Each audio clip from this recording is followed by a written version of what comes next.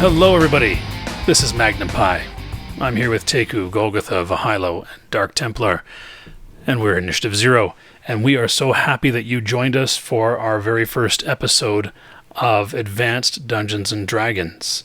This is our campaign called The Tablets of Fate. And none of us, right guys? None of us have ever played Advanced Dungeons and Dragons First Edition before. Correct. Correct. All we know, other than a very smattering understanding of the rules, without ever having played, is that we're probably going to die. Yes. And it's not my fault. I'm not killing anybody. Very quickly. I'm still blaming you. I'm still going to blame you. I know. But curse your name. Yeah, and I have a fun token because I'm no longer the game master. I'm the dungeon master. See? Down the bottom left. I got the dungeon master. Yeah. For those of you that know the show, right? The cartoon. Oh, yes. Yeah. Yeah, I'll just nod. You guys are so... Golgi remembers. I remember. I watched the show both seasons. Yeah, he's like Pepperidge Are we Farm. alive? Were the three of us alive? I don't think you were, actually. No, I don't think you guys were. 2,000 years ago. No. That's right. Galaxy 5. 3,000 years ago. Yeah. All right. Cool. So that gives a hint as to just how unfamiliar us, more than half of us are, with the entire culture that was going on in the 80s around Dungeons and Dragons. So this is the game that defined the 80s. There is no, for those, right now there's a big hate on about THACO or THACO, however you want to call it. There is no THACO or THACO in this one. There's like matrices that you have to use, and you'll see that when we roll our attacks and our damage and things like that. I mean, THACO is in there for shorthand for monsters and stuff like that, but it's not really part of the general mechanic. For those of you who don't know what THACO is, don't worry about it. So, yeah. Let's introduce ourselves. Actually, you know what? Let's actually introduce ourselves as players first, because there might be people joining us that weren't around for our Rifts games, our Chronicles of Darkness games that are brand new to everything. So, thanks for joining us. If you're brand new, if you like what we do, let us know in the comments. Hit like, hit subscribe if you really want to be notified about all sorts of stuff and really like what we're doing. I'm Magnum Pi. I am, well, I guess a forever DM that has played. These guys have run a couple things, but not only our very first recording was run by DT, Dark Templar. But I do enjoy playing from time to time, but I've run the last few games here. And I'm going to be running this game. Teku, go for it. I don't know where to go from there. I mean, I'm one of the players in the group, probably the resident smartass. And at this point, most likely to die on this adventure early. Because? Oh, that's what happens when you're a wizard and daggers are lethal. There you go. Yeah. Not only that, just stern looks are lethal. Yeah. Okay. Yeah. Golgi. I am Golgotha. I have been playing some element of role-playing since the early 90s. I think the very first game I ever played was... Robotech when I was going into Robotech. Yeah, it was quite literally a friend of a friend's dank basement. I still remember the humidity. But then, university, start with second edition, Ravenloft, then moved on to third edition, and then of course when Magnum showed up, and another nerd that knew role playing and far better than I did. I got to play again, and we've been doing this for quite a few years now. Gosh, how long has it been? 15 years? 14. Maybe 14, a little bit longer. Yeah. Maybe a little bit longer. Maybe like 15 in probably like January or something like December. Yeah. It's been a good group. I guess my background has been, I started in Palladium games, Heroes Unlimited back in, 88. And then I didn't play Dungeons & Dragons until the mid-90s, actually, with second edition. It was mostly Palladium and Shadowrun and Vampire the Masquerade, that stuff. And then I got into D&D in the mid-90s, played a little second edition, and then third edition is where it really kind of took off for me, Dungeons & Dragons wise. I avoided fourth edition like the plague, and fifth edition was kind of a nostalgic feel to it, so I went with that. And I'm currently avoiding the current edition. Yeah, Teku, what'd you start with? That would have been 3.5, I think. And as with everyone else, we had no idea what we were doing. And I got more into 5th for a stretch, but not too terribly long, I guess. And then the modern version of 5th is just, it's all over the road. They figure themselves out before I show any interest. Cool. All right, Vahilo, talk to me. My name is Vahilo. Yeah, this is, as we said, first time playing advanced D&D. I kind of got involved with these guys back in the spring of 2012, playing role-playing games I'd never really played before. So I just kind of ride on the bus for everything that we're wanting to play. So some World of Darkness, The Strange, Numenera, all kinds of stuff there, and especially our riffs that we just had going on. In this game, I'm going to be playing the role of Catan Sidler.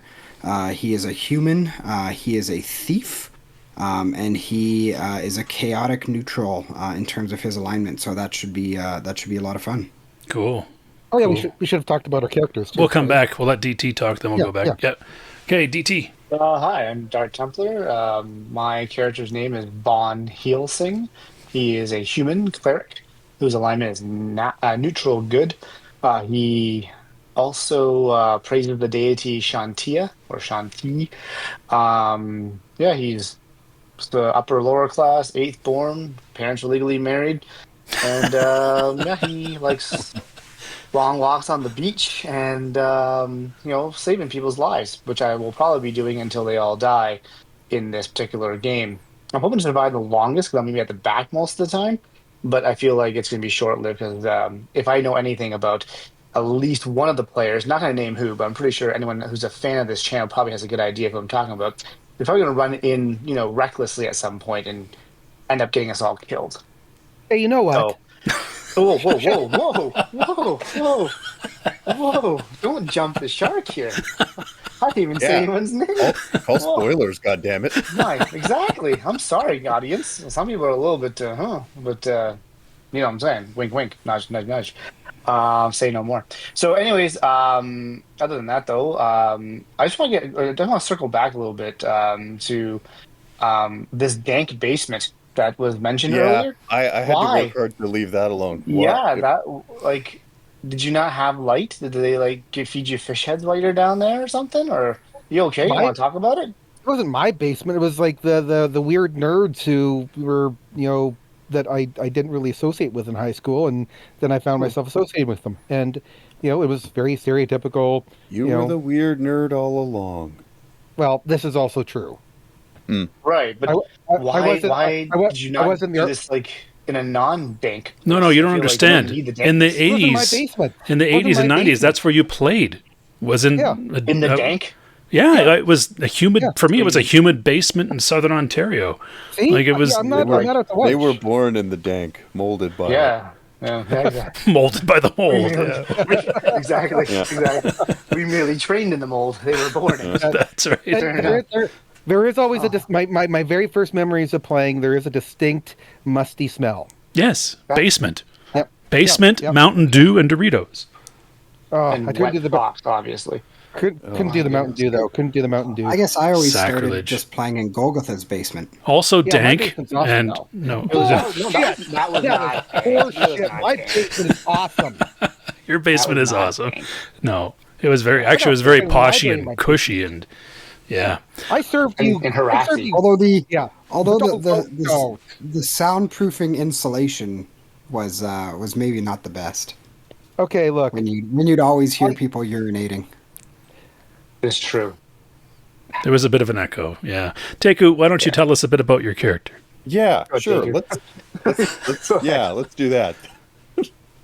So, my character's name is Jarek. He is an ex-shepherd, now spellcaster. There's certain elements of his character that I think will be developed, like the fact that he looks very much like Von Heelsing, but in 20 years and maybe a military deployment or two. I mean, to look at his character token, it looks like he's seen some shit, so I have to delve into that. Teku, how old were you when you received your first letter? my first letter. Yeah. Is the this a Hogwarts Harry Potter wizard? thing? Because I don't it do is. Harry Potter. Absolutely. Okay, all right, yeah, no, because I don't. Oh my god. I'm gonna let you fill that in for me because I have no idea. You're a wizard. Sorting Hat identified me as a hazard, and after that, I got Yeah. nothing for you. Fair enough. All right. You're on the short broom. All right. Colgy. I guess I'll go. My character is his name Didn't is you go Jen. already? No, I told you who I was. I didn't say who my character was. Oh, you're to be talking about yourself. Yes, Gotcha, yes. Okay. As we Sorry, were continue. told to do first. Anyways, I my am bad. Jen, specifically Jen Eric the First. He's going to be one of a long line of Jens, I'm sure.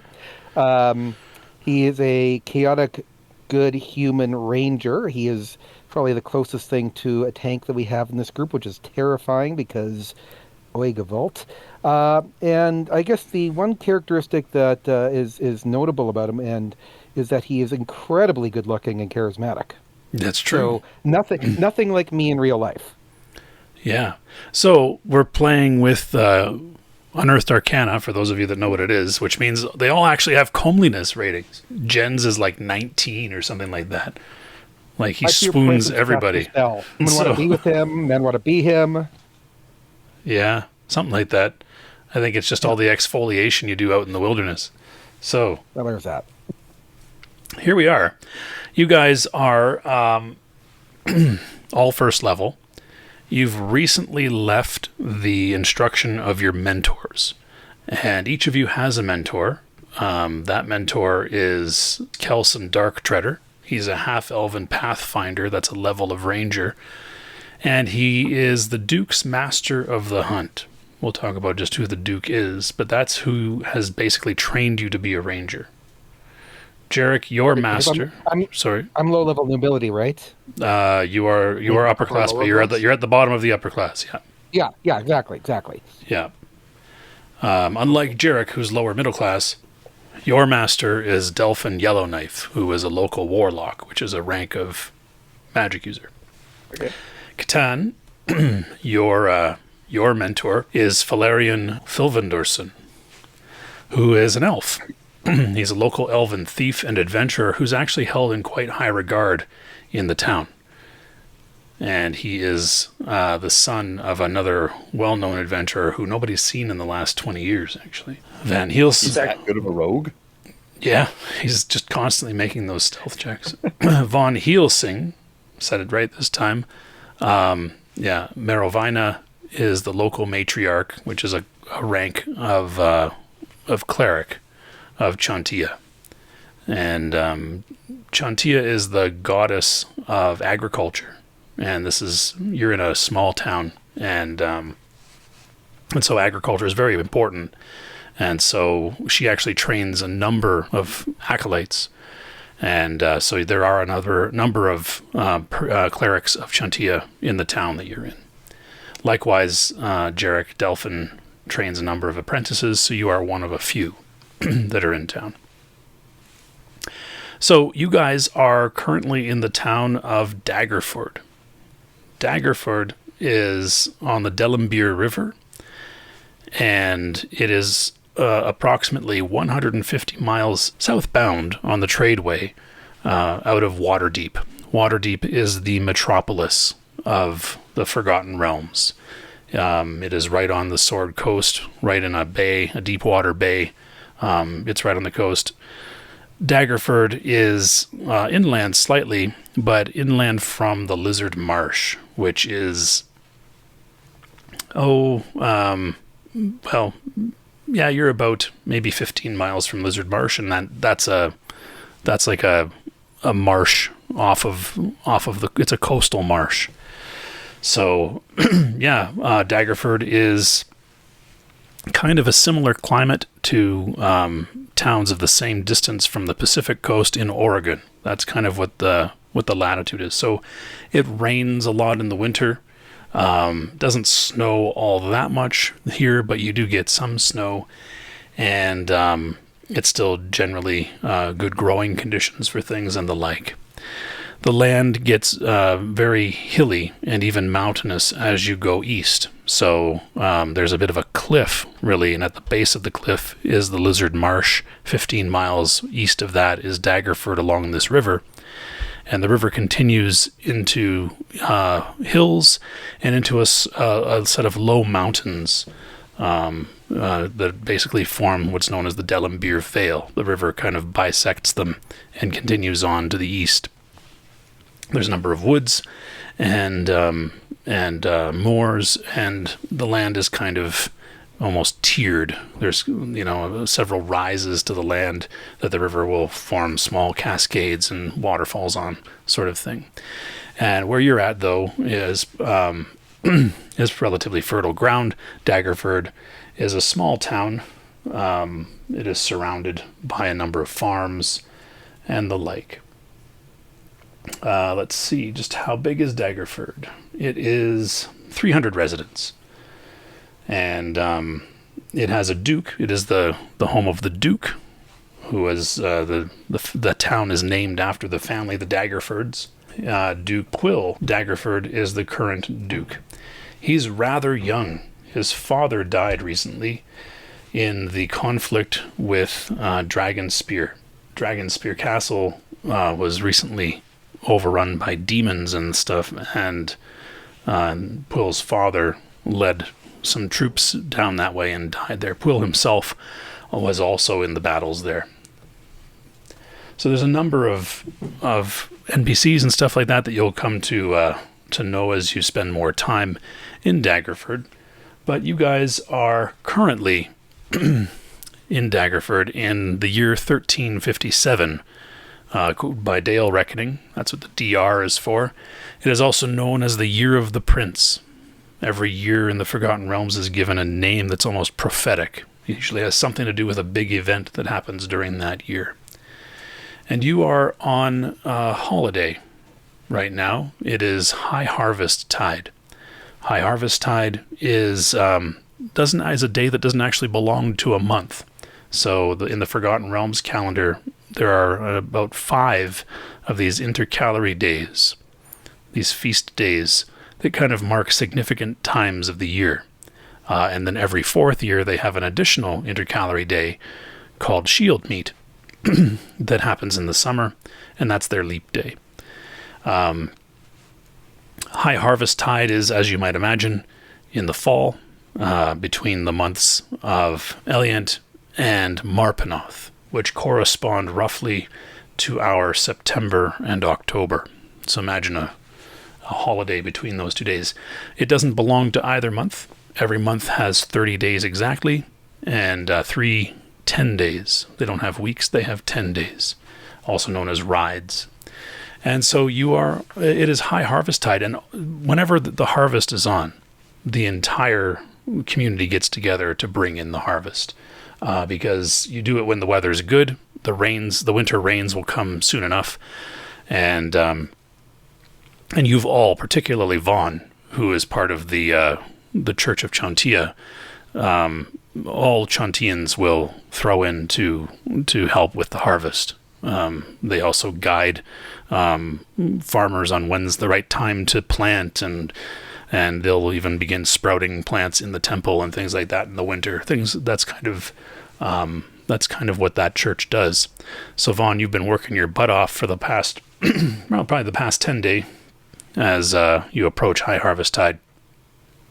And the rest of you have also chipped in as well. You've recently been released from your tutelage of your mentors and or masters and or superiors, and now have been granted the titles that you have for your class. But that doesn't mean that you don't have responsibilities to the town, one of which is helping with the harvest. And you've worked in the fields, gathering things, bringing things together, and now you are beginning to enjoy the fruits of your labor. You are in the Lady Luck Tavern. It is filled with all sorts of people who have worked very hard. There's a large number of farmers and laborers, people that have thrown in, but also a number of mercenaries who have kind of holed up in in Daggerford recently. They've helped with the harvest as well, just because they're looking for work, because the conflict with Dragonspear Castle was wrapped up kind of at the beginning of the year, and now there's no work going on for these mercenaries. So they've taken jobs wherever they can here. And there you are. High harvest tide at the Lady Luck Tavern, tasting the newly brewed ale. An ale, this is before hops, so it's warm, it's served in a bowl, looks a little bit like strained porridge, and but it has all the right stuff to get your buzz on. And you're there. So that's kind of where we begin. And you have probably all sat with each other and agreed that that there is plenty to be had in these regions for those who are willing to go explore and take what they find. So that's where we'll begin. You're all sitting at a table in the tavern with your bowls of ale, and go from there. Well, what would be an appropriate place for us to get started, gentlemen? Well, you're the hunter. You have any ideas? Do I have any ideas? I don't know. Do you? I don't know. Do I? You. This is AD&D, so there's no skills for you to have. No. Yes. Yeah. I know. The person we usually talk to in these instances, the tavern keeper. They usually have an idea of where we should go to win our fortune, so to speak. I'm good. Let's go to the tavern keeper. All right. All right. And Catan and Jarek, you guys. Yep, I mean, that's... Yeah, I figure, like, even, I mean, the barkeep here, and, if we overhear anything that anybody else is talking about, we can kind of jot those things down. All right. Cool. And I'd highly recommend as players that you do take notes of things. You don't get to roll to see if your character remembers, right? So, yeah. All right. So, you head up to the basically the high table of the tavern. Standing behind it is a rather large guy. His name, as you would know, is Owendon. He is the proprietor, and this particular tavern here is has always been home to those who basically trust to luck. So soldiers and adventurers and the like. And so the walls are decorated with weapons and armor and trophies and various patrons have brought back from their battles and stuff like that. And Owendon is there behind the bar. He's cleaning a glass or a bowl, and he says, "Well, you ready for another one?" Yes, I'll have another one too. I also had a question. We are looking at adventuring. Do you have any thoughts on where young adventurers might start adventuring and such? Oh, well, you're talking to the wrong man. My adventure is to see just how much ale I can sell. But I always love hearing a good tale of adventure. And well, from what I hear, the Duke and Lady Bronwyn, his sister, they'd rather be adventuring than ruling themselves. Awfully young to be taking over the role there. But yeah, as far as what's been going on around lately, well, there's always things to be hunted out in the Lizard Marsh. I hear that Baron Crom Redhand has been hunting dinosaurs, or possibly lizard men in the Lizard Marsh.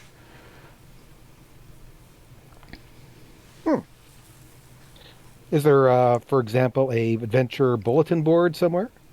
Well, not really. Most of it just comes from people come here, they hear some tales, and they decide to go themselves. I'd steer clear of Dragonspear Castle, though. It was, as you probably know, it was the source of a recent invasion from the lower plains.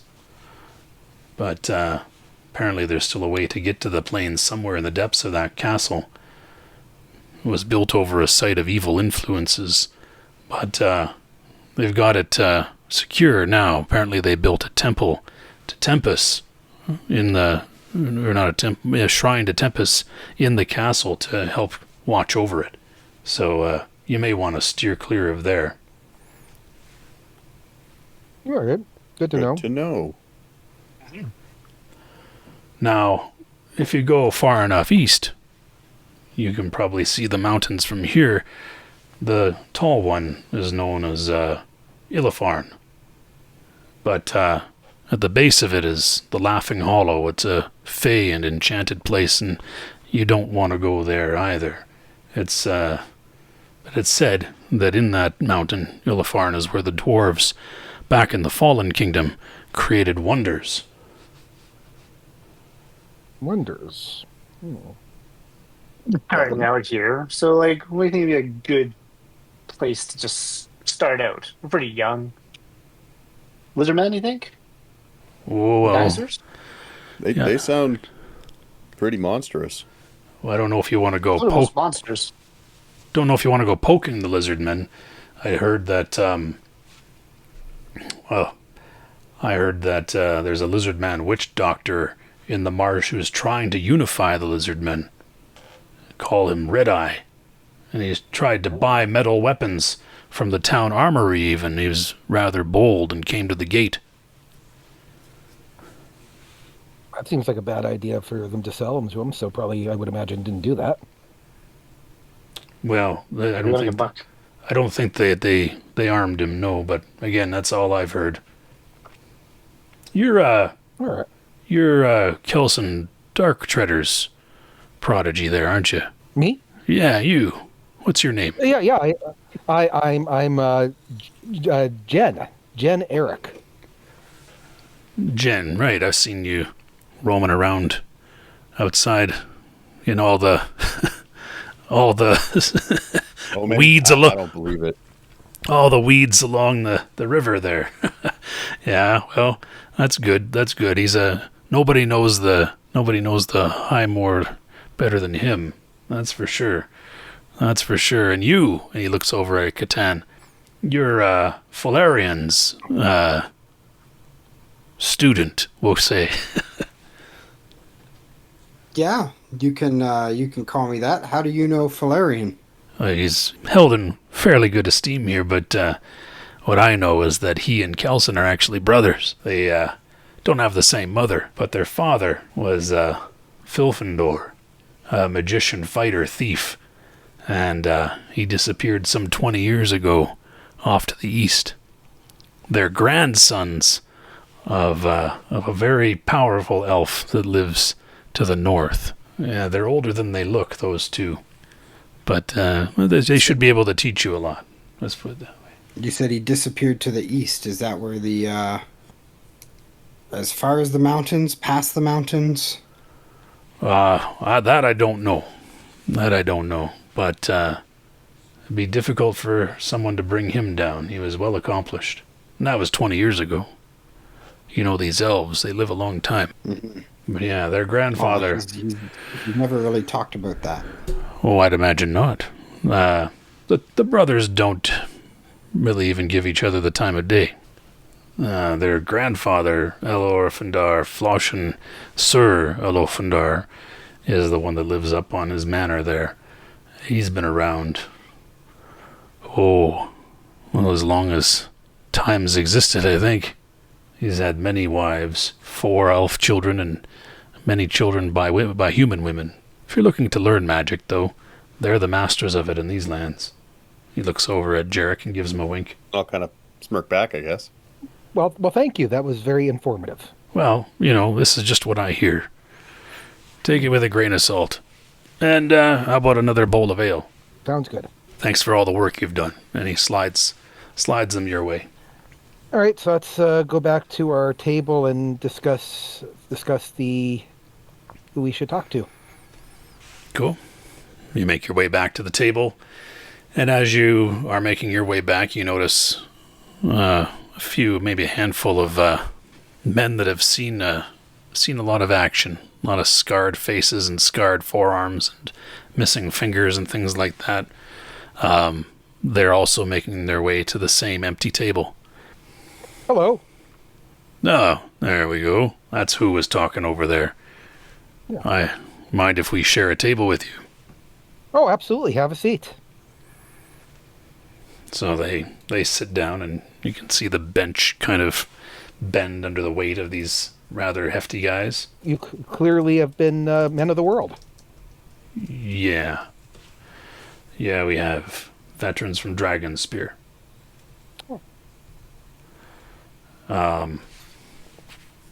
Barkeep said that there was an invasion that happened there.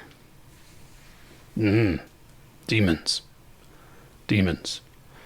Luckily, none of us were, lost to the forces of the Hells. Now we, without any war to fight, we're looking for some work. We heard, or overheard anyway, he kind of smiles over at one of his compatriots, that you're thinking of going out and seeing what you can find around here, Illafarn or the Lizard Marshes. Yeah, we were very interested in trying our hand. Well, no offense. He kind of looks over at Catan and Jarek. And, even at Vaughn. You look like you could use a little bit of muscle. Think that's fair to say. What's your price? Well, we're not unreasonable. Share of the treasure? Well, if How that's about what you just ask him first what the price is? What? It's Yeah. usually share of the treasure. No, No, it's not usually just that. what's the price? Thanks. What's your price? Yeah. Well, we're all trained footmen. We're basically there to add to the ranks. We could settle for a gold piece a day, each. Gold piece. How many are there? Just because There's four of them. There's four of One them. for each of us. I see. One gold piece a day. Plus, we would need to be outfitted. You don't want us fighting with our bare knuckles. Not that we couldn't. Right. Okay, well, just trying to find how much money I have. Where is the money? On our Yeah. sheets. Yeah. Yeah, If you so scroll down. below all of your equipment. Yeah, you'll see it down there. Carried coins is what you got. Oh, I see. 3 gold. I see. Well, though I would really love to pay you that at the moment, I don't have that much on me at the moment. Perhaps after our first raid or our first haul, I can pay you double for that one day and then go from there. Well, it says, where were you going? Well, we're just going to get our feet wet here, as Jen just said earlier. You overheard Jen say. What do you think would be a good area to go to Well, get our feet wet? we came in from Waterdeep. We're not too familiar with the rural lands here, but we spent most of the last year at the castle there, Dragonspear. But we've heard tell of the Illafarn and the Laughing Hollow and the marsh. I also heard tell that the tradeway is not so safe these days. A lot of orcs coming down out of the moor, raiding and the like. It sounds like good money to I agree. to do some sort of And they- protection there, but also heard that there's the fallen kingdom that used to be here centuries ago has ruins in the marsh. You never know what you can find there.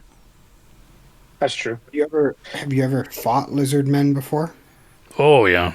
North of Waterdeep, there's a marsh as well. Lizard men are all about. Big, 7 feet, strong too. Yeah, and skin like armor. Right. I really liked your idea of fighting against the orc that are raiding those areas. Might prove quite lucrative for us if we can safeguard some towns. Well, if they'll hire you. We haven't had any luck. That's why we're here.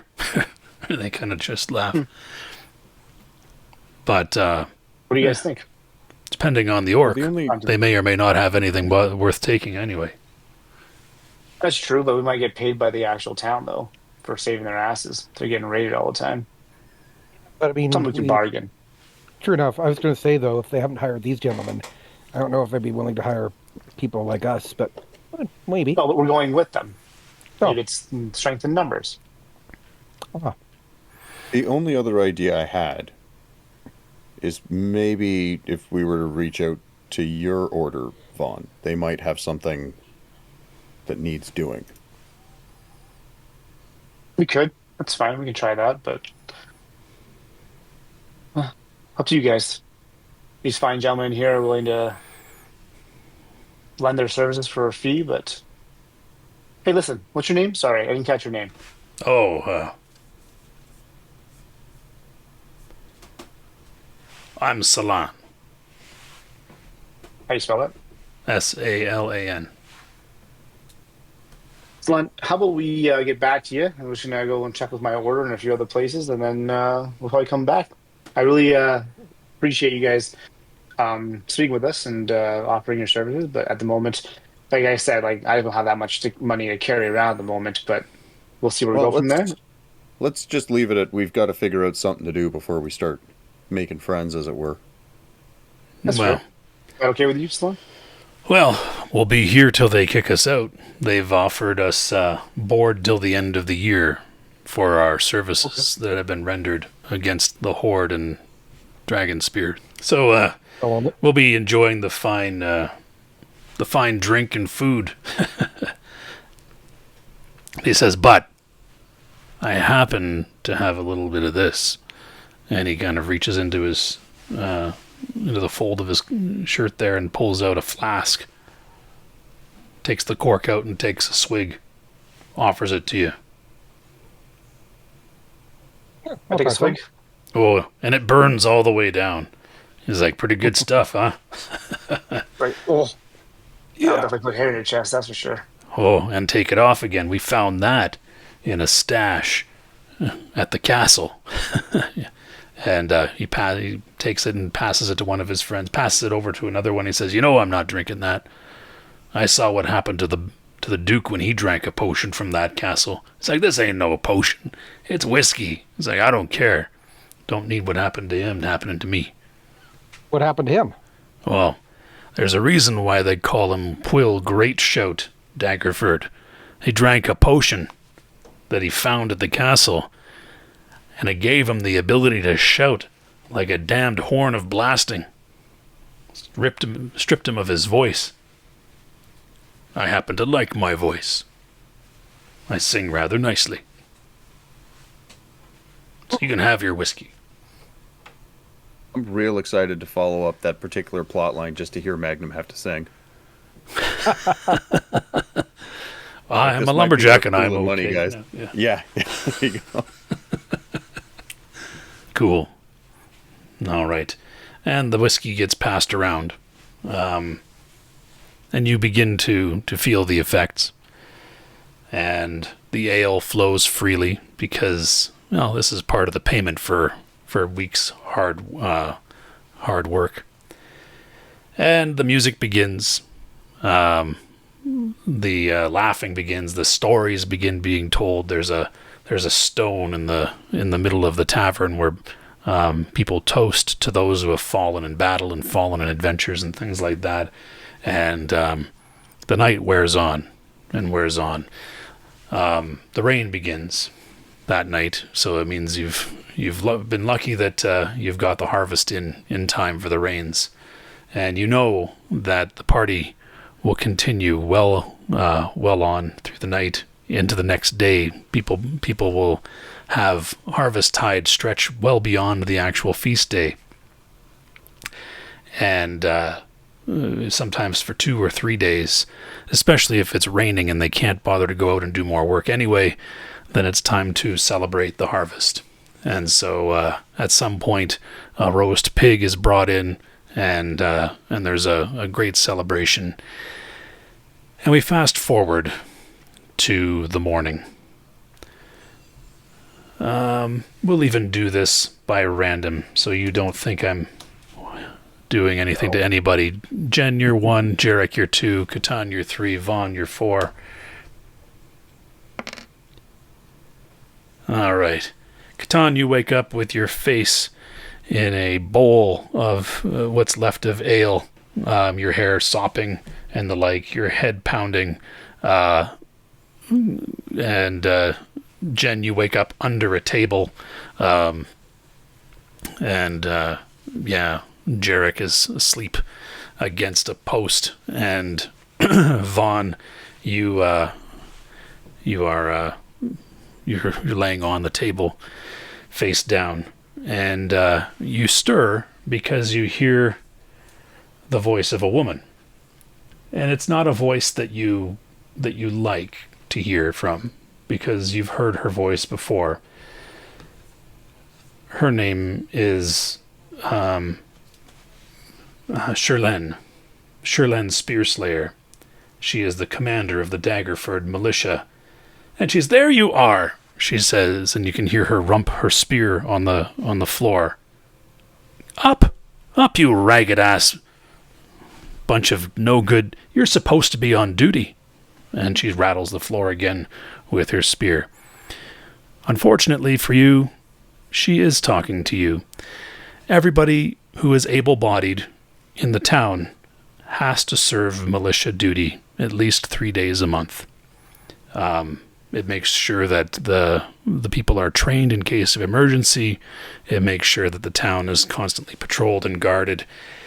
And you thought you might have gotten away with it because you worked so hard with the harvest, but nothing gets past Sherlin. There is a saying in Daggerford, as rare as a smile on Sherlin's face, and she is a stern taskmaster and a very capable warrior, and she stands there in leather armor with a spear, hitting the floor. Up! Get up! And get to your posts. All right. Getting up. Woken up under worse conditions. All up.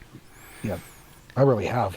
And you look around you as you get up, and there's plenty of people asleep in the morning light, in this the dreary morning light. It's raining outside at this tavern, and so the militia are issued leather armor and a spear. So you are welcome to wear your own armor and wield your own weapons, or you can wear the standard issue while you're on duty.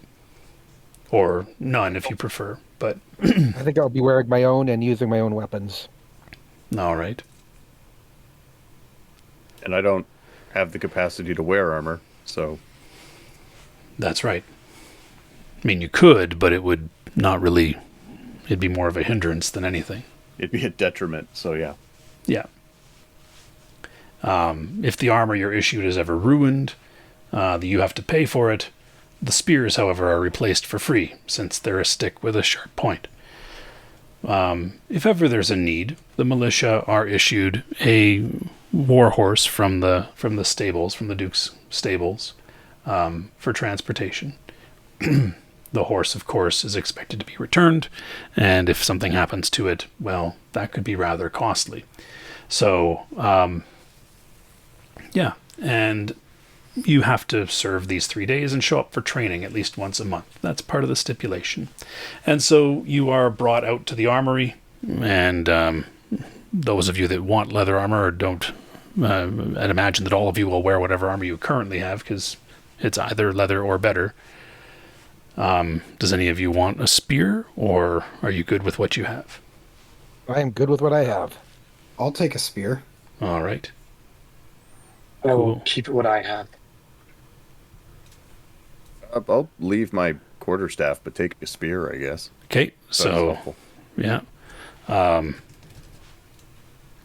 Remember that neither of you are proficient in a spear. Yep, but I've But- got the sling, so All right, so you guys have spears. And you are all stationed out at the gate. And We're all at the same station. We're not all at different spots. yeah, it's basically you are responsible for manning the gate. There's 3 gates into Daggerford, and you are situated at the west gate, and then you'll each take turns in pairs going on patrols throughout the town, so that at any given time, there's always 2 people at the gate, and 2 people on patrol in that area of the town. And it's been a little while, and you are back to kind of switch out because your tour in the town for the 2 of you has finished, and it's going to start for the other 2. And so there you are on militia duty. It's raining. It's a little breezy. It's cool. It's in like the mid-teens, upper teens. But with armor and the clothing that you have on, you're actually pretty toasty because it's also a little bit humid. So yeah, you're on militia duty guarding the wall there on a beautiful rainy morning in Daggerford. And in the distance in the rain, you can see a rider approaching. Oh, sorry, who's on gate duty right now? You're all there. You're about to switch out, so all 4 of you are present. And Sherlyn is there as well. You see a rider approaching rapidly from the west, sloshing through the muddy road as he makes his way toward the gate. The 4 of you are there, so I'm ready to switch out your tour, and Sherlyn is there as well to oversee you, as you're all rather green still. And the rider approaches quickly from the west. He looks like he's moving rather urgently, and as he nears the wall, he falls off his horse, and from the mud in your direction, he extends an arm as if pleading for help. And Sherlyn says, "Out of the way!" and she runs forward toward the man. Yeah, I'll go along. Is there anybody else as far as I can see? Is he being pursued? It doesn't look like it, no. Okay, I'm going to notch an arrow while I'm running. Okay, you draw an arrow from your quiver, put it in your bow. And, the other 2?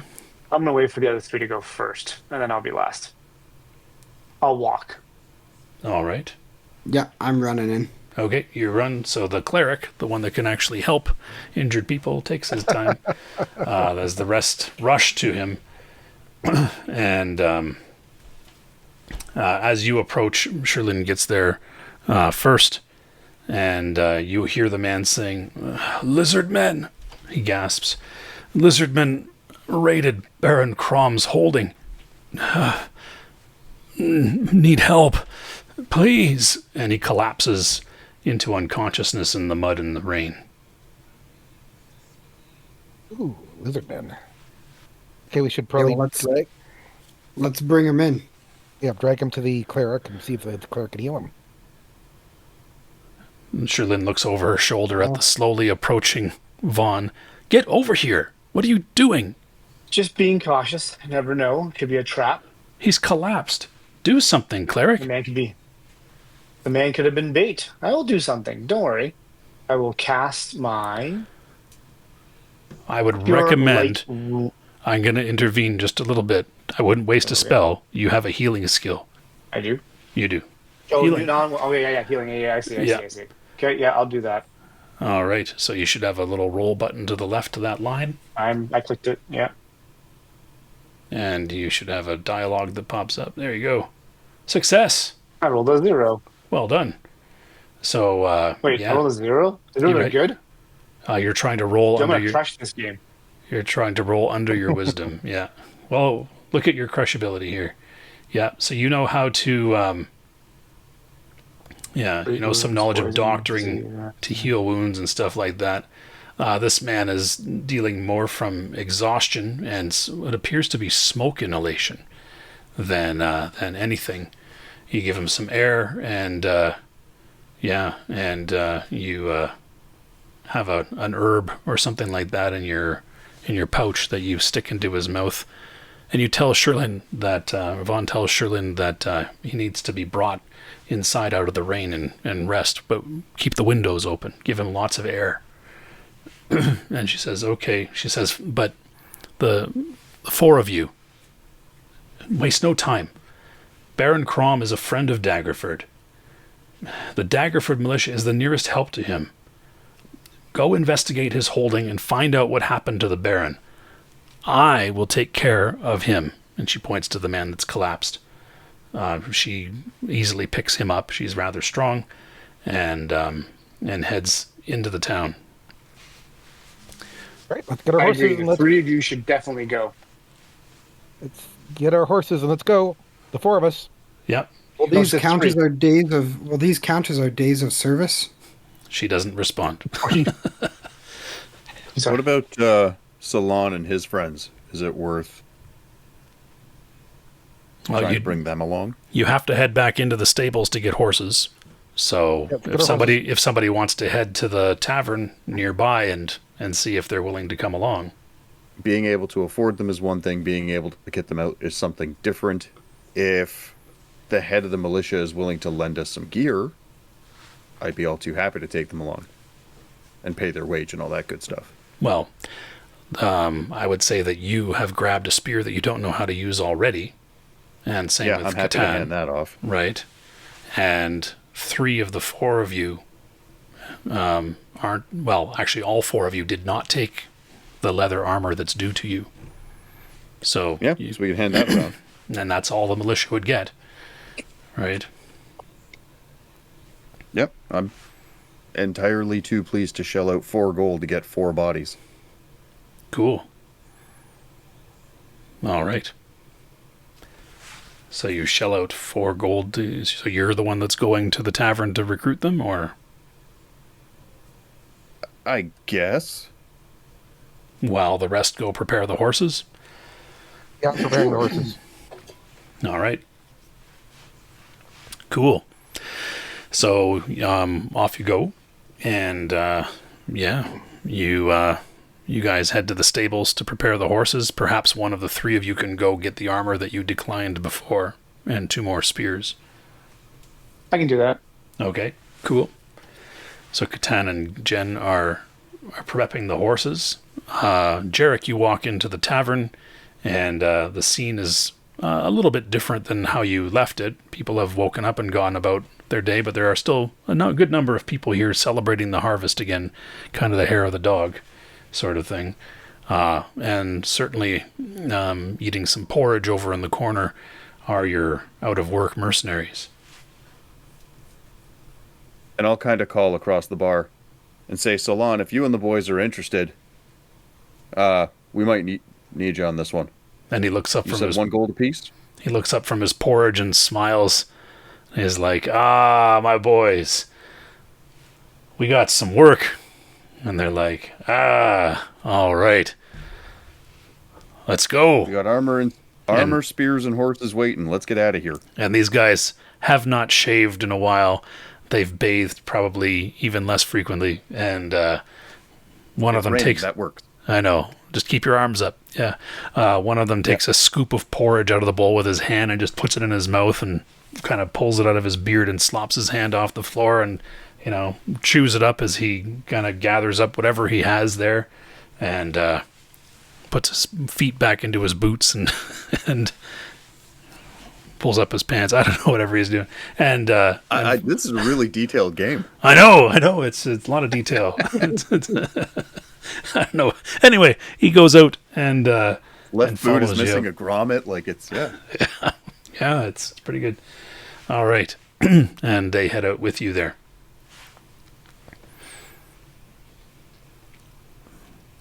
And where are we going? Says Salon.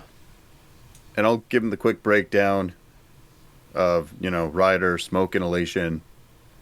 Hold on, I wrote this down. Was it Red Hand? Crom Red Hand? Yeah.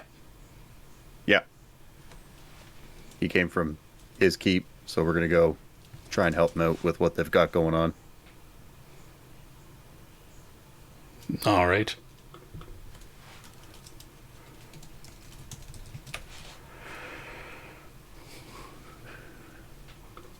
I'll meet up with them and hand them their leather armor and their spears.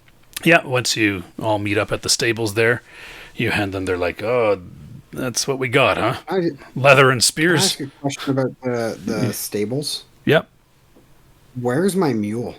Is he in the stables? Yep. Can I make sure that he's fed when we're getting the horses? Yep. That's part of your upkeep. Yep. That's all good. You guys need to make 100 gold pieces per level every month just for upkeep. Okay. It's only when you take them out on a journey or something like that that you have to make sure you have feed for them and stuff like that. Okay. All right, so there you are, and yeah, you're you're all packed up with saddles and the like. Your hired men will kind of ride behind you on the horses to make sure that you get there fast enough. And Crom's Hold is about 15 miles away, so it's about a 2-hour steady ride. And yeah, you ride. As you ride over a hill, you see a pillar of smoke rising from the tower, even in the rain. The tower, as you know, is part of Crom's holding, and it's not a good sign. As you watch, a stone wall falls in on the tower as the wooden supports are eaten away by fire from the inside. You get closer, and a few reptilian bodies, large reptilian bodies, 7 feet tall, thick hides, lie in the dirt. They appear to have been slain as they were running away from the holding.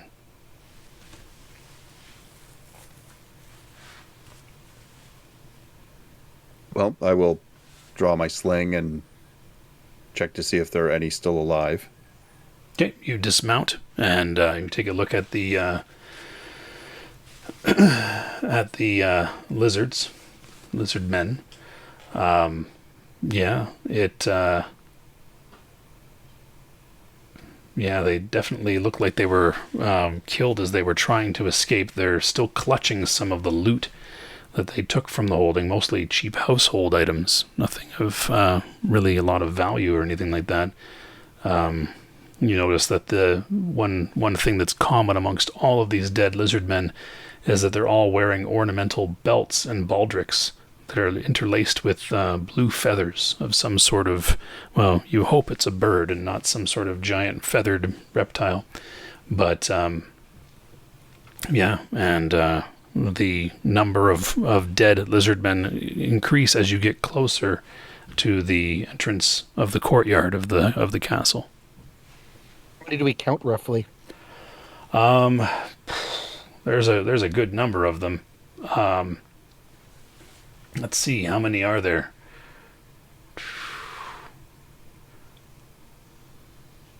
Well, probably at least a dozen.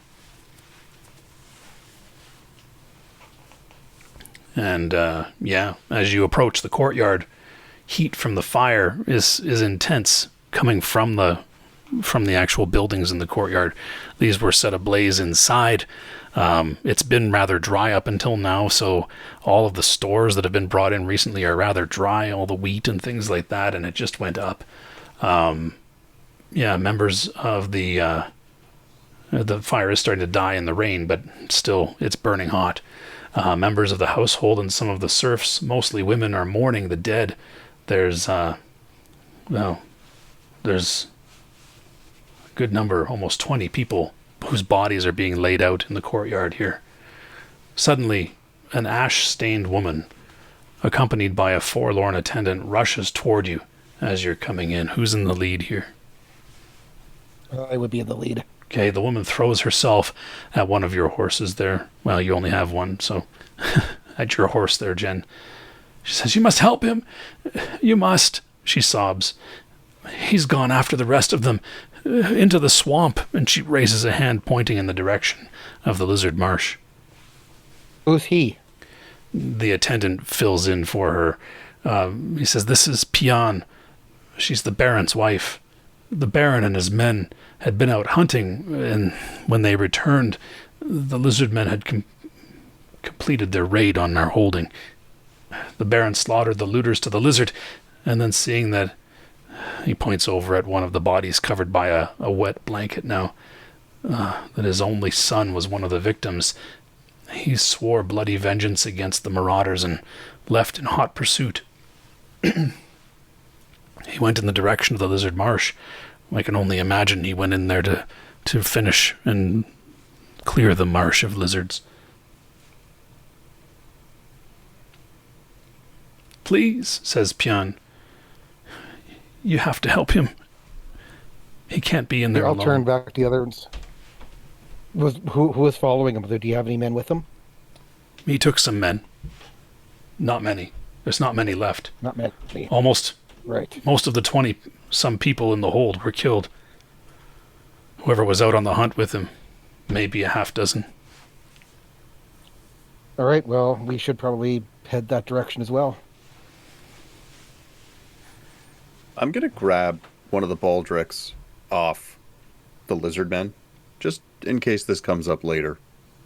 Okay, so you, kind of, do you try to keep it intact or you just cut it off? No, I will try to keep it intact if I can. Okay, cool. All right, so you work it off the lizard man there. He's very heavy. He's a whole lot of creature, and there you are. Anything else for the rest of the group? Oh, go ahead. Shove it in a backpack. Mm-hmm. Sure. Are there any weapons that the lizard men have that might be an improvement on what we have?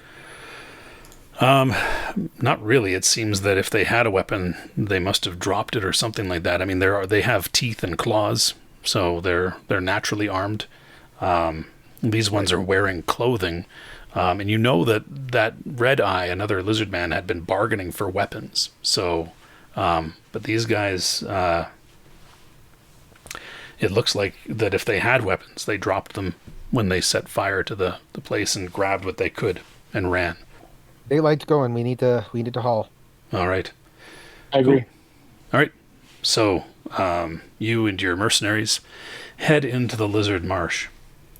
Entering the marsh is like entering into another world almost. It's thick with lush vegetation. The rain is light, but there's lots of humidity, right? It's a very moist environment. All right, we'll do that. This should help. Would you say dank? It's kind of like a basement without the nerds. Anyway, but and yeah, reeds grow as high as a man on horseback, making long distance viewing impossible. The flat terrain is basically kind of some reeds that have been matted down in shallow areas until they've piled up, right? Animals, they're mostly animal paths and stuff like that. And, it's the flat of the marshes is basically broken by a hillock which rises above the reeds some, right? So it's not perfectly flat. There's outcroppings of rock and the like. But yeah, you are definitely in a steamy and humid and rainy place. It's hot. You guys are, if you're wearing armor as well as the clothing, you're rather uncomfortable. No penalties to your combat, but you could start overheating if you do too much exertion. But yeah, here you are. And I get to roll for a random encounter. Aren't you happy? Oh, very. All right. So, as you move along, all sorts of strange sounds, frogs and other birds and the like, and even the kind of calls of animals you don't recognize echo through the marsh. But you continue along the path that was recently trod by the Baron and his men. After about a half an hour in the swamp, you see carrion birds rising from the trail, frightened by your approach, reminding you that even though you're moving in the swamp, things will be able to hear your approach. Pushing through some tall weeds, you come upon the remains of a fight. Dead men and horses are sinking into the mud on both sides of this makeshift path. Across the path is the dead body of an immense lizard, a ceratosaur, something that you've heard tell of in this swamp, but never seen one. But sadly, the livery of one of the dead men identifies this as the Baron's party.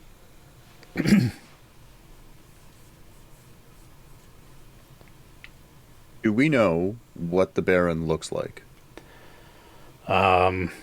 He would probably be the eldest of these men, but you'd have to get down and, I mean, they're in the mud, you'd have to pull them out and investigate. He would also be dressed more baronious, right, as opposed to footmanish. Yeah.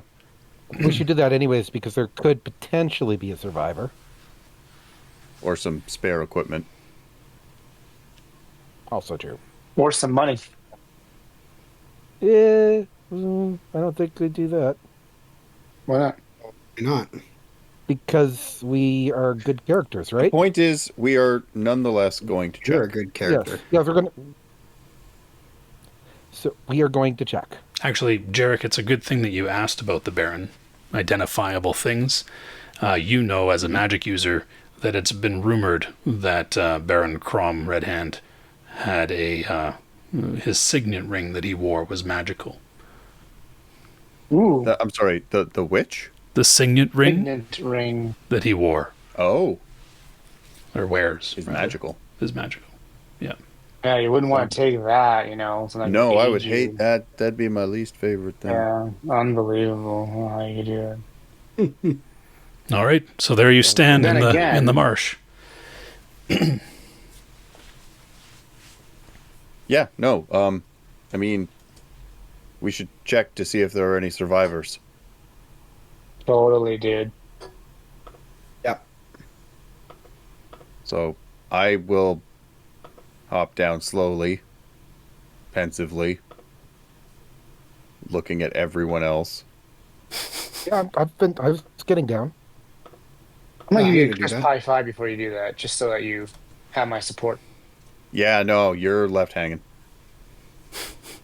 All right. This horse is tall. It's a two-handed process for me to get down. Okay. Sounds good. I'll remember this. All right. Cool. All right, so turn people over, see if anybody's still alive. Yeah. And I'm going to say Roll for a that. pickpocket. There we go.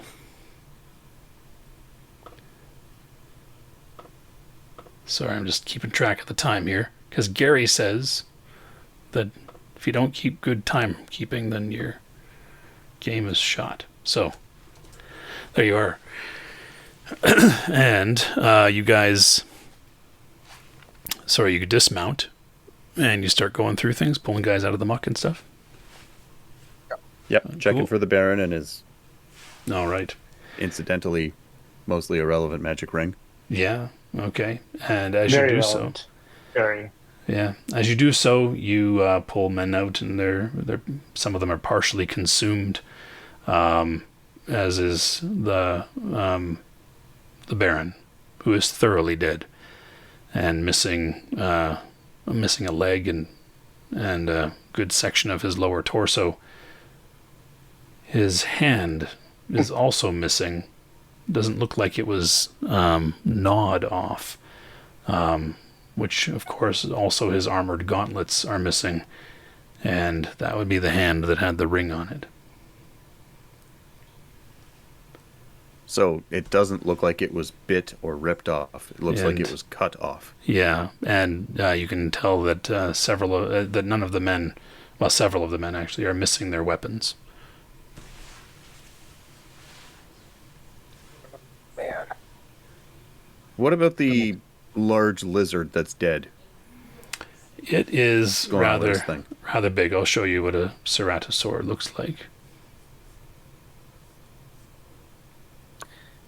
Is it something that somebody might ride? It is rather large. You would not want to ride one. It is a big fanged but- dinosaur. Not me, but would a lizard man ride something like that? You haven't had any experiences with lizardmen or ceratosaurs, but I mean, you could imagine that something could get on its back and ride it, I suppose. It doesn't seem to have any sort of saddle or any sort of thing like that, harness or anything. So if they did, they were probably clinging to it for dear life. It's a predator. Predators are not used to being ridden, but, you know.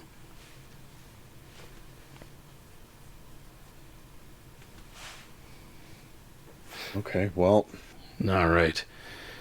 And I guess we're continuing. well, as you search the bodies,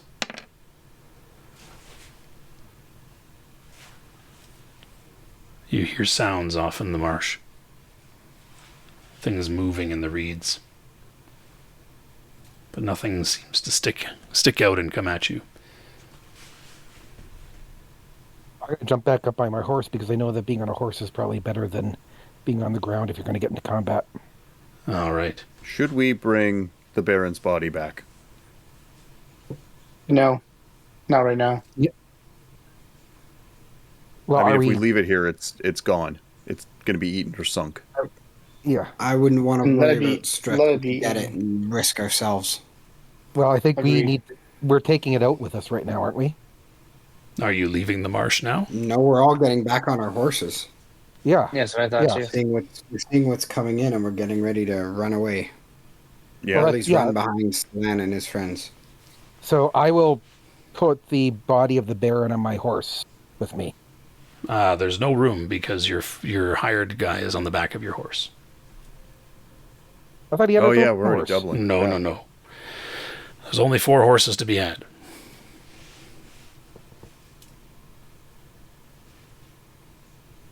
Yeah, I'm leaving this guy here. All right. Does he have distinctive helmet of some kind or other piece of kit? Well, his distinctiveness was his look, right? But obviously the valuable parts have been taken. Does he have a cloak? No, it would have been too hot for a cloak. Does he have anything his wife? Well, she would presumably many years would recognize? she would probably recognize him, but I mean the thing Or is that ring. I would The hope thing that is she his ring. recognized her husband. Yeah, the thing is his ring, right? Like that is his signet ring. That is the sign of his authority, right? That is. Don't worry, one of us got a hint. Sorry there, GM. Well, I'm just letting you know what he's got, and what's missing are weapons, which of course, not a good sign, because we know what people were after, and this magical ring, quote unquote, rumored to be magical ring. Mm-hmm. I say we find the ring and leave the body. He's already dead. Yep. All right. And you can take I'm him not- on your I way don't wanna back out. sacrifice, bring him back and having us getting killed. Yeah, us Well, it's fine. dying as a kid. If we do that, then we could bring him back on the way out. Potentially, Or if he's still not. here. So if we're proceeding after this ring, we should do that, and I'm gonna hop back on the horse. And if we're not doing that and we're leaving, equally we should do that. And don't Yeah. forget that that's sending a message, like leaving the lizard men unchallenged to this or unanswered to this, basically builds up their confidence, right? Mm-hmm. All right, well, let's go into the breach. All right. So as you look around, you see tracks of the ceratosaurs and also lizard men leading off further into the swamp. So you continue. And as you continue, overhead, a shadow swoops over top. And that flies overhead. And it swoops over.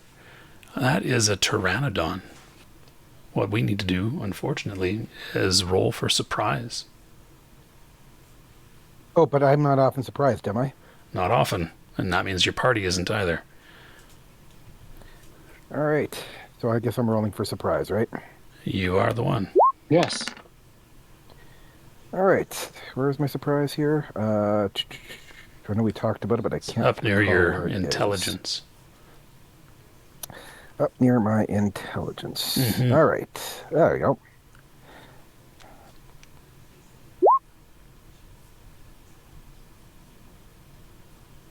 All right. Nobody's I don't think we're surprised. surprised.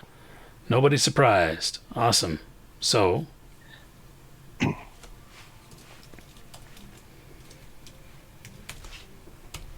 How big is it? it is... How big? It is large size. It has a 30-foot wingspan. Span, rather. It's pretty big. And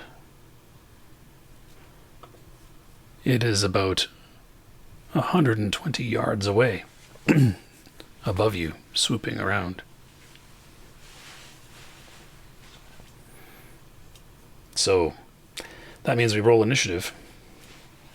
But before we roll initiative, we need to declare our actions. And so I'm going to declare for the monster. When I say I'm done, I will give you guys, I will start the clock. And for every 6 seconds that you take, that's a segment that you've used up in time. So, yeah, I'm going to take a moment to see what he does here. I'm real quick on the draw when it comes to a sling. Cool. I'm gonna try and hide in the trees. There are no trees. You're in a marsh. Yeah. I think it's going Isn't to it like?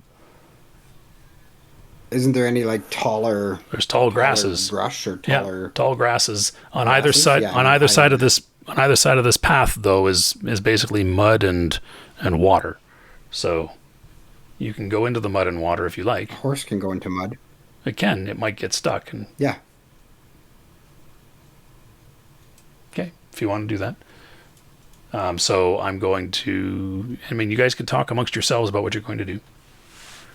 As I decide. Notch an arrow and get ready to fire when it gets close enough. notch an arrow. Okay. All right. I'm going to cast a protection from evil spell Okay. on myself. Catan, you are hiding in the grass. Yeah. Jarek, Go gadget sling, I think. All right. I've got my decision for the Pteranodon. Who's the caller? okay. I am. Okay. Vaughn is. So Vaughn is going to cast protection from evil on himself. Okay. Jen is notching an arrow, ready for attack. Catan, the thief, is hiding in the grass, and Jarek, the mage, is going to be arming his arm sling. Okay, so just so I understand, that means Jen is not attacking. He is delaying. Jarek also not attacking. He is delaying. Vaughn, you're casting a spell, and Catan not attacking. You are hiding or attempting to hide. Yeah. Waiting Is for it he to get close out of- enough. Is he out of my range of sling? What is the range of your sling? That's a great question. because if he's within range, it's probably best to just let it rip. 5, 10, 20, and I don't know what the multiplier is for being outside. So that's the number of yards is what you've got. I believe that's tens of yards. So mine can go to 200. Yeah, that's pretty good. Pretty good throw. I know. I was going to say that's very far. Times 10 yards while you're outside. So short, medium, and long. I could hit it from now. Yeah, you could fire on him from here. Yep. You're at long range. Well, maybe I'll do that. At long range, you're minus. It wasn't close enough. At long range, you're -5 to attack, which of course adjusts his armor class. Oh, well then I will wait for him to get within closer range then. And I'll still hold my action. You have 2 shots as well, right? So that means you can shoot first and then get another shot after everybody else is done. You either choose to attack or you choose not to attack. You can't say, I'll wait till he gets closer to me. That doesn't trigger an attack. You're just giving up your chance to attack this round. Oh, okay. I guess I'll attack him then. Okay, cool. All right. And because basically every attack roll is you trying to find the optimum chance to attack him, right? And giving it a shot, essentially, as it swoops in. Yeah, and Vaughn, you're going to cast. What's the casting time on your spell?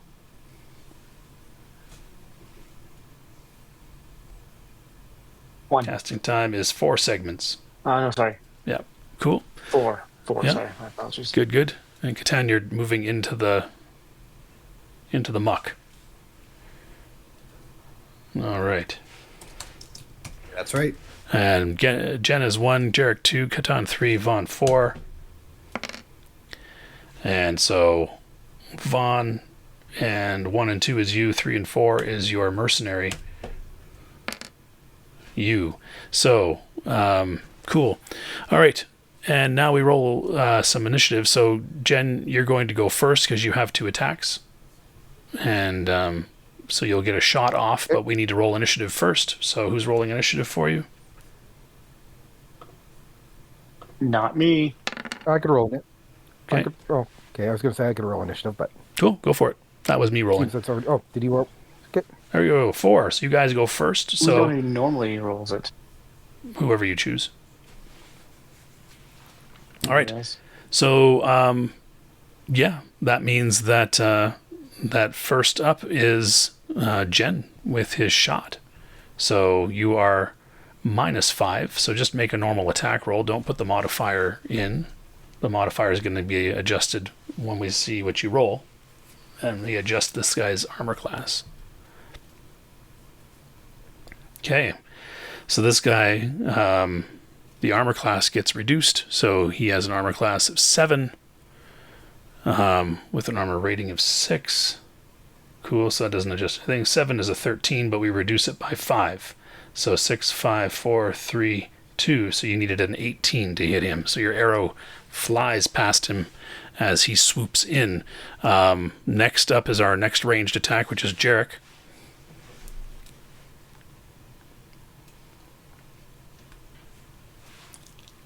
Cool. And same sort of thing. You don't adjust for his armor class, but you are -5 as well. And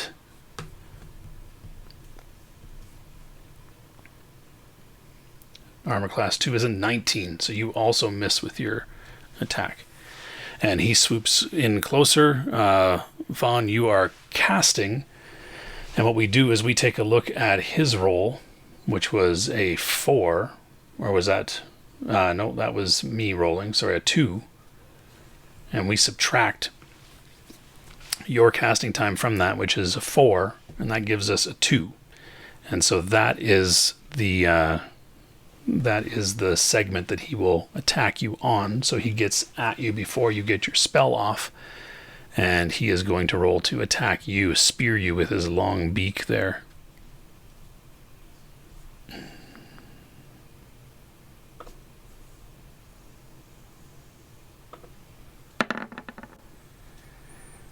And what is your armor class, Sir Vaughn? 6. 6. And do you have any other things going on there? I would have a shield. Yeah, but you can't be using your shield while you're casting. And you don't have any dexterity bonus, so you have a total armor class of 7 shieldless. And so that means he hits you. Armor class is 6, though. That's the total with your shield, but you don't get to count your shield while you're casting a spell. Oh, okay. All right. What's my damage? Yeah, so damage is 2. You take 2 points of damage, and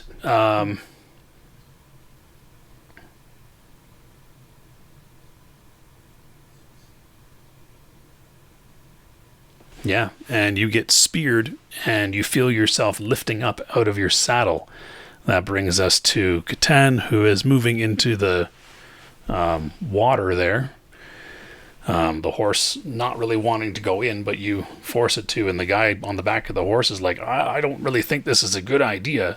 But the other 3 who are just sitting there on horseback chuck their spears at this thing, I guess. This might have happened before, so let me just take care of this.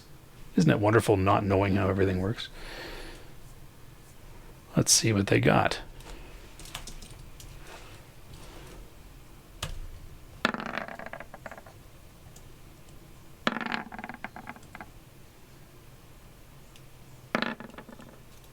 All right, all of them chuck their spears, and they miss. And that means it is Jen, your next attack. He is much closer now, though. You're not at any penalty. And you miss. Ah. All right. Off you go. And, yeah. So Vaughn, you get lifted up out of your saddle as this thing flaps, having speared you to a degree there. You're hurting, but you're not completely debilitated. And that brings us to the next round here, which means we have another set of declared actions. So you guys talk amongst yourselves. I know what the Pteranodon is going to do, so I'll give you a moment to talk, and then I'll call for a report from the caller.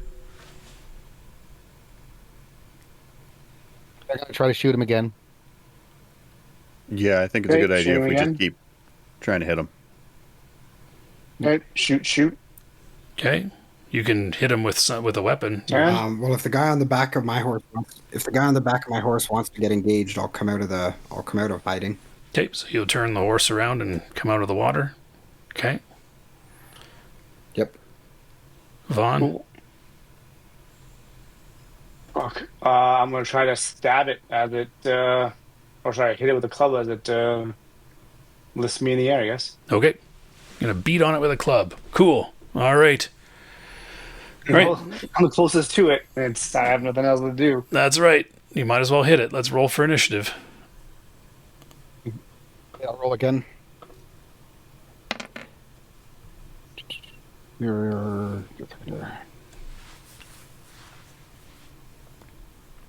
All right. Yeah. Nice.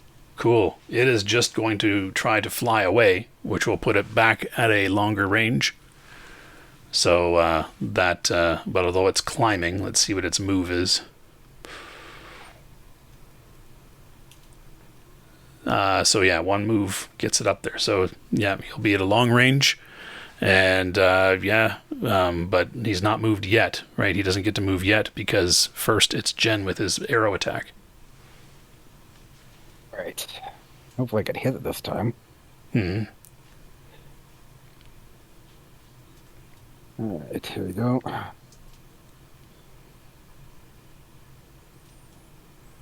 Nope. My God. All right. Are you...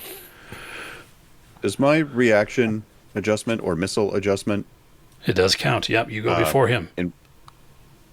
Okay, cool. Let's do that then. Yep.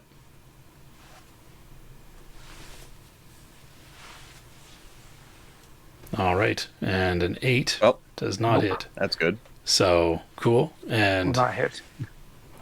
yeah, and now we come to melee attacks. So that means Vaughn here. Yep. Now he got initiative right. over you. Oh, sorry, he got Well, initiative over you, so he moves first. So he carries you up into the sky, but you get to give him a good whack. Cool. Okay. Am I good? Yep, go for it. Good to roll? Okay. There you go. And that hits an armor class 9. So, no dice.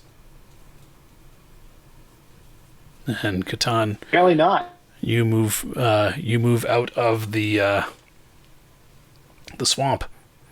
Cool. And Jen, your second attack. Well,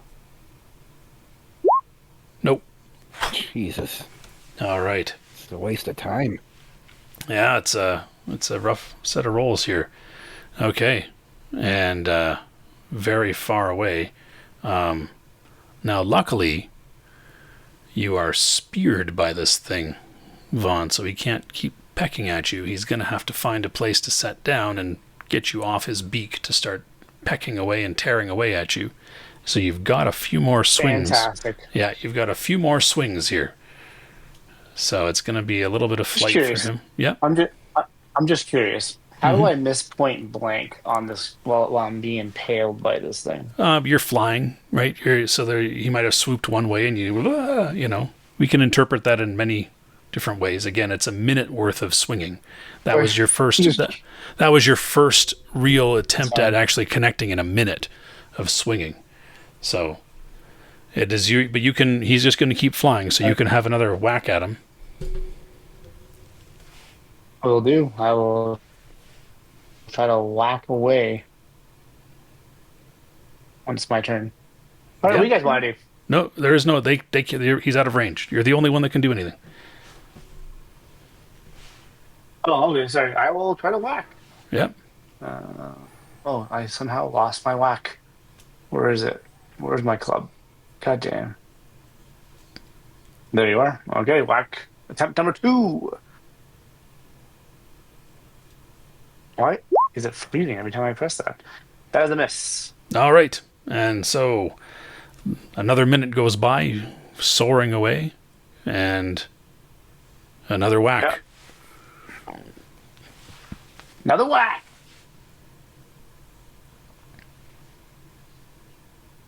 Come on. Jeez. That is a... Now, I will say that hitting him is in the realm of possibility for you. It's not, Is it? it is. It's not like I the numbers. It's not like the numbers aren't on the Yeah. dice. It's just, I guess we're cursed by the same thing we've been cursed with for a long time. Oh, it's just me. No, it's not just you. I seem to recall a number of ones being rolled before. Definitely also me. Like, look at Jen, 2 Oh. ones in a row. All right. Cool. All right. One more whack here. There. One more whack before death. 15 will hit. And you do 3 points of damage to him. 5. So you got a club, so you just keep club going? him on the Right. club him on the head, and he's just, you can feel him kind of his beak moving you, and it hurts. But and you're he flies to a kind of a lonely tree growing up out of the distant swamp. You guys, and who's on horseback still? All of you, I guess. He didn't drop me. He hasn't dropped you, no. I'm on horse. Yeah, so you can see off in the distance a lonely tree up there, and you can see the shape of the flying thing moving in that. It lands there where it has a nest, and there are a bunch of little pteranodons there with eggs. I don't know. Actually, that doesn't make much sense for a. It doesn't make much sense for a reptile, but we'll go with it. Okay, yeah, and you are kind of. It shakes its head and its beak slips out. Riding to follow it as much as we could. You can move along the trail, but you don't know where the trail is going to lead necessarily. If you go directly at it, you're going to go right into the There's water. no way to get to him. There might be if you follow the trail, but you don't know where the trail is going to lead. Going directly at him is going through the water, and that's not good. Yeah. All right. You are loosed. You are I mean, we're just going to follow with Vaughn. You were what now? We're going to follow with Vaughn. You are loosed. You drop into the nest. You have your shield still. You have your club. You're injured, but you're not super injured. The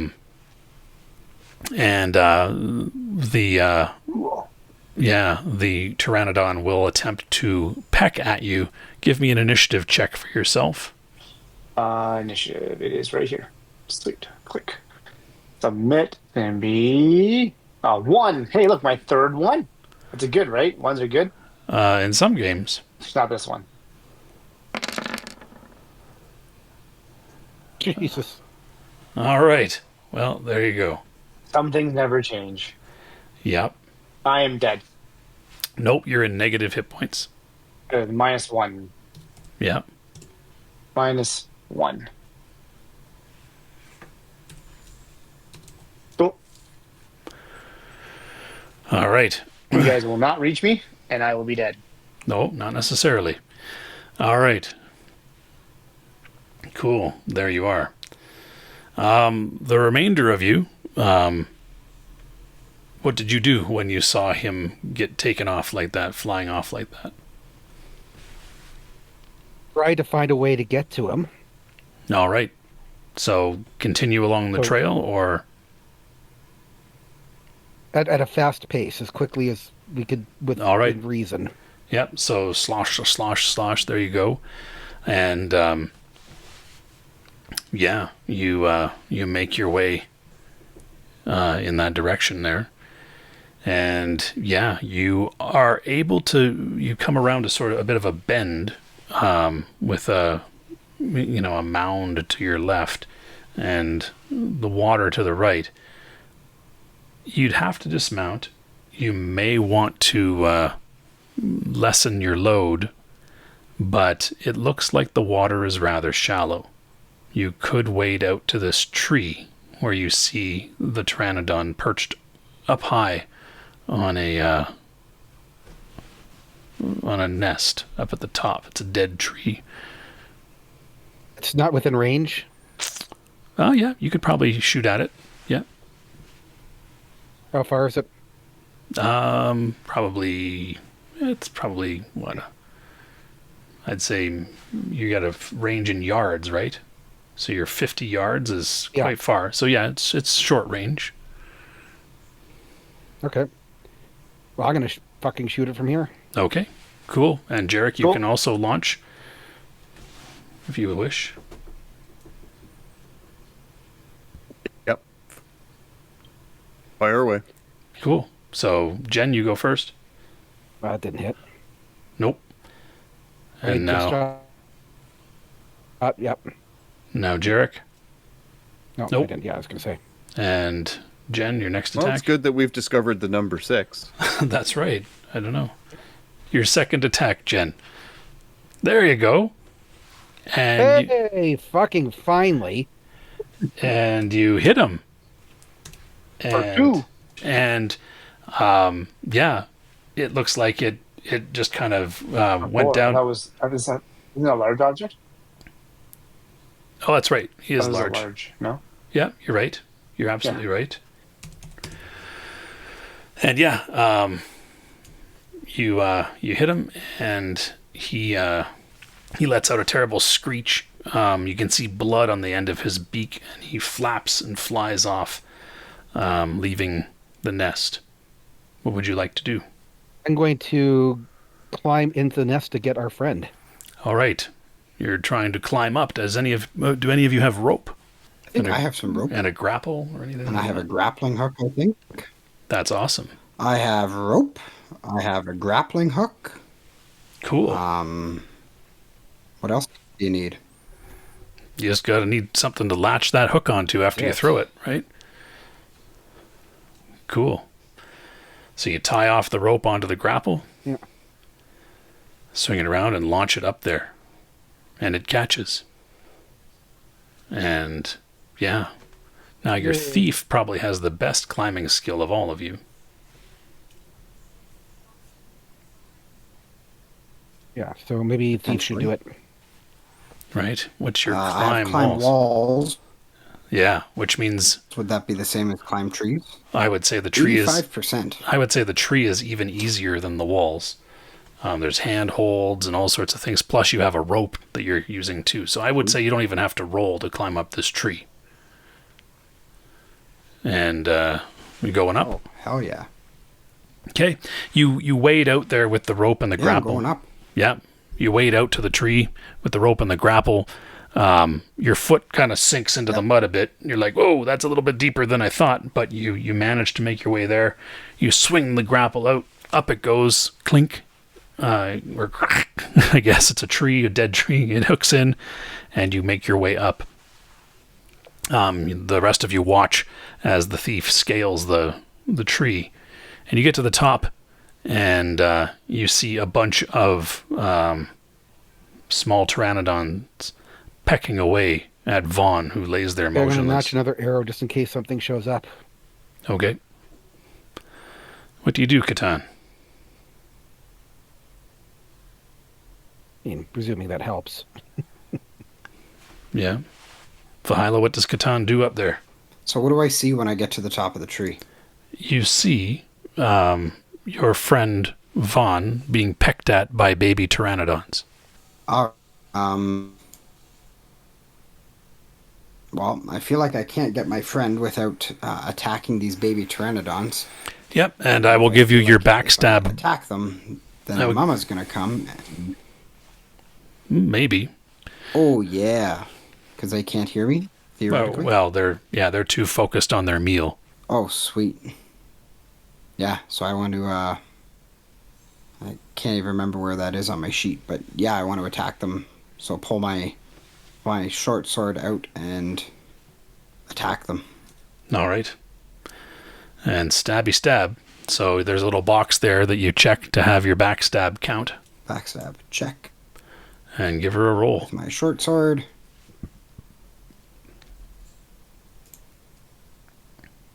Nice. Yeah, you take care of one of them, no problem. And the others start squawking and stuff, but you can have another attack. Okay, I assume that I can't use my backstab for this one. Oh, you can. They're pretty defenseless. Oh, sweet.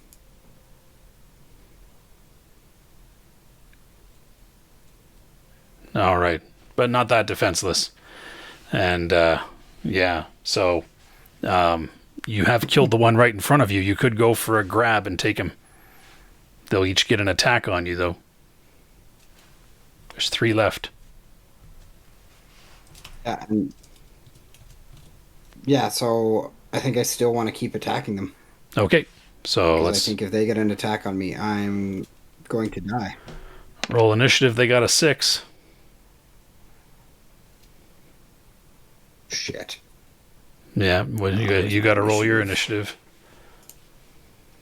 Okay, so they're gonna peck away at you. What's your armor class?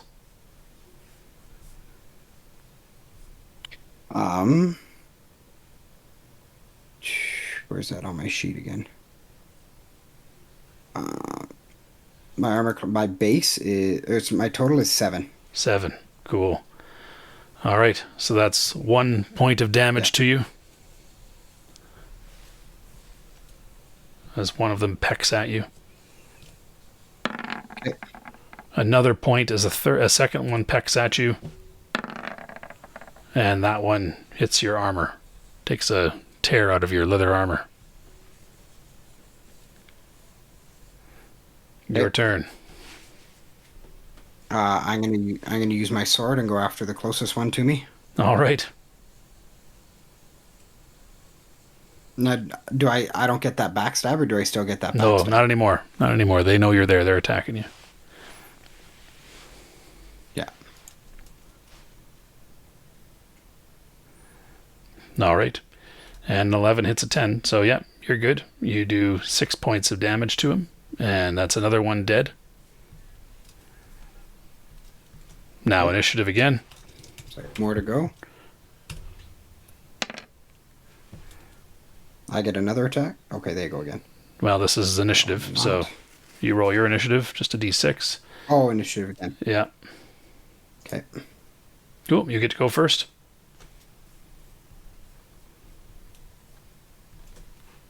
Yep. That's another one dead. One left. He's going to attack you. And a 13. You said you have an armor class of what? 7? 7. Yeah, so that does not hit you. He needed a 14 to hit you, so, yeah. And now initiative. Okay. All right, tied. So, yeah, what we do is we subtract your, what's your weapon speed there? Is a 3. And we take a look at what they rolled. Yep. And they go before your weapon. So they gets an attack on you. And that's another point of damage to you. You get an attack on it.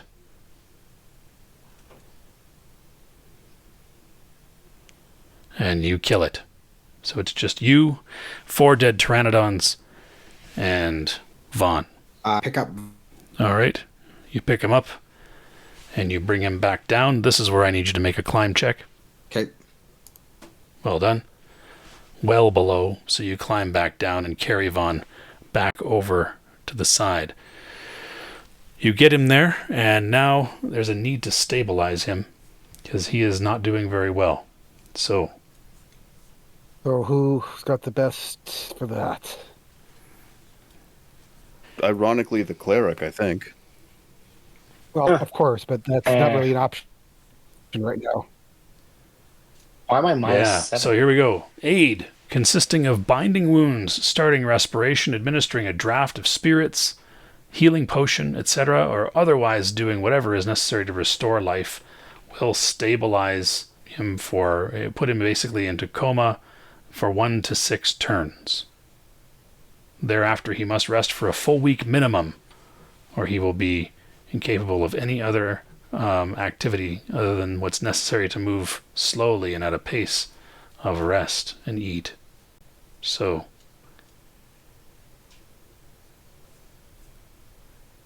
I'm going to ask Solan if he has any other holdovers from his adventures at Dragonspear. he says, well, Any yeah. potions or... Well, I've got this bit of whiskey. Let's go. Sorry, I'm unconscious. I mean, pour one out for the homies, I Nothing. guess. But So think about what was used back in the day for medicine. Plants. yeah, Booze. does anyone have any? Well, I mean, it would disinfect some injuries, but I don't know that it'll bring them back so much. So, interestingly enough, it does actually provide you with some healing, actually. So, it's kind of interesting how it works. Alcohol will heal you to some degree. I believe it heals. It will stabilize you and heal you 1 hit point. So, yeah, that's what we'll say for now. I'll look it up later. Okay. But, If you're willing to part with another swig of that, I think it would really help them along. yeah. And so, yeah, you give him a draft of that, and he sputters and coughs a bit, but it is enough to stabilize him, give him a bit of a kick. And so this is where you'll probably need to exit the swamp for sure, because you guys are not in a position to really continue here. So where do you exit to? To Crom's Hold?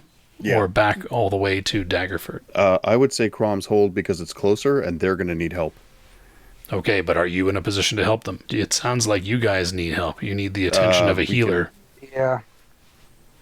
Probably then that's the case, and I think we do have to go Yeah, to that's fair. the bigger place. All right. Yeah, that's fine. We'll go back. Okay. So you you bring the body of the Baron back though? Yeah, I think that's a good move. I was gonna say, is it like, do we have to pass the way where the Baron was? That's the only way you Is know the out. fastest way back. That's the only way you know out. Okay. Yeah, is the way you came in. Well, we said that if we pass that way, we'd take him with us. So Yep. I guess so. All right. Yep. Cool.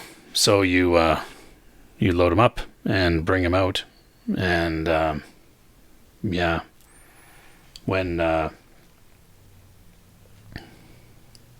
when you bring him back to his wife, she is in tears, and already you can see that much of the rest of the tower has collapsed. Maybe they should come with us to the. Yeah, she is. Daggerford? She's devastated to learn the fate of her husband, but she thanks you all for your help. She's sorry to see your friend so injured, and says that the marshes are dangerous. And she waves to the servant that was talking to you before, and says, "Please take this as a reward for your work, for your time, and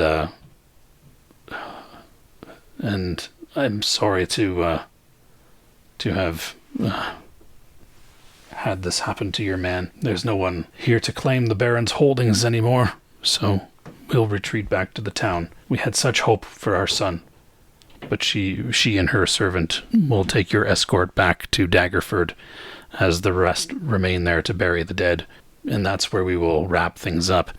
Each of you will get 100 gold pieces as a reward for your work, and I will figure out what you get for defeating, at least driving off the Pteranodon, as well as killing the babies. Don't forget, you need to take 4 gold pieces. Somebody needs to give 4 gold pieces to your hired hands here. Yeah. One of my goals, so that. Are we each given one? You each get 100 gold. Yeah, I think that. And we're collecting 99. Yeah, you can do that. Okay. Does that go into our carried coins? It does, unless you want to leave coins behind. But you have to put the coin. We'll talk about kind of divvying up all that stuff during some of the downtime. But yeah, so that is your 100 first. Coins, 100 coins each. Yeah, 100 gold each. 100 gold. Oh, okay. And yeah, but we'll talk about kind of how to track everything here and what you want to do with your money. But that will also get you 100 experience each, which I will tally along with the experience of the monsters that you've killed and such. So I'll give you your experience award next time. But this is the end of your first real encounter in the first edition AD&D. You can see just how deadly it is. Vaughn barely surviving. And yeah, I'll look up that rule about the booze. But yeah, Vaughn will take at least a week to recover, which is great because that's our normal downtime. Time progresses at the regular rate when you're not playing, and so a week will go by in the world as Vaughn recovers, as does Catan. And we will meet up again next time with hopefully better audio from Discord. But until then, I'm Magnum Pi. Better rolls. And better rolls. Here with Teku, Golgotha, Vahilo, and Dark Templar. And we are Initiative 0.